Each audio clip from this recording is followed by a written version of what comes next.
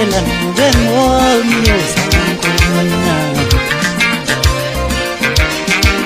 ngizimpele khona ekhaya mina ngigqoka kahle eThekwini ekhaya mina ngilala kwakhokho